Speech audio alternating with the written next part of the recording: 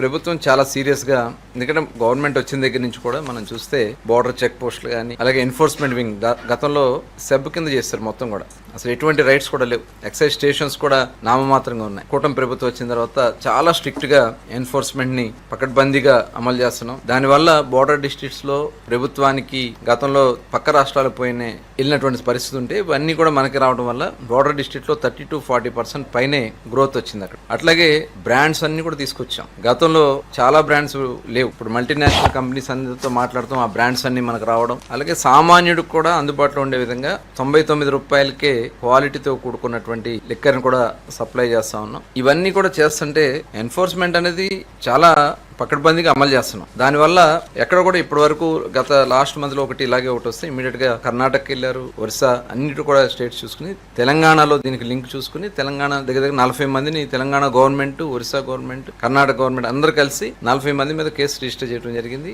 సంబంధిత spirit supply చేసే డిస్టిలరీని కూడా సీజ్ చేయడం జరిగింది. ఇవాళ ప్రభుత్వం చాలా స్ట్రిక్ట్ గా ఉంది. ఇలాంటివి వచ్చినప్పుడైతే ఇమీడియట్ గా యాక్షన్స్ తీసుకుంటున్నాం. ఈ సమాచారం కూడా డిపార్ట్మెంట్ పెట్టినటువంటి నిఘాలో మొత్తం కూడా బయటకు వచ్చిన విధానం. కానీ దీన్ని రాజకీయం చేయాలని వాళ్ళు చూస్తా ఉన్నారు. ఇది చాలా దురదృష్టకరం. గతంలో డిస్టరీస్ ని హ్యాండ్ ఓవర్ చేసుకున్నారు, బ్రాండ్లని రాష్ట్రానికి రాకుండా చేశారు. ఇవాళ మా ప్రభుత్వం వచ్చిన తర్వాత, కూటమి ప్రభుత్వం వచ్చిన తర్వాత పకడ్బందీగా డిపార్ట్మెంట్ చేస్తూ ప్రజల ఆరోగ్యాన్ని కాపాడుతూ ఇవాళ దగ్గర 5 ప్రాంతాల్లో ల్యాబులు పెట్టి ప్రతిదీ ఈఎన్ఏ దగ్గర నుంచి షాప్కి వచ్చే వరకు total track and trace system లో పెట్టుకుని ల్యాబ్స్ లో చెక్ చేసి ప్రజలకి నాణ్యమైనటువంటిది అందిస్తాను. ఇవాళ దీన్ని వీళ్ళు మాట్లాడుతున్నటువంటి విధానం, ఎందుకంటే చంద్రబాబు నాయుడు గారు రివ్యూ చేయడం జరిగింది. వెంటనే దీంట్లో ఎవరు ఇన్వాల్వ్ అయినా సీరియస్గా ఉండమని చెప్పడం జరిగింది. దాని మీద మేము చాలా పకడ్బందీగా చేస్తున్నాం.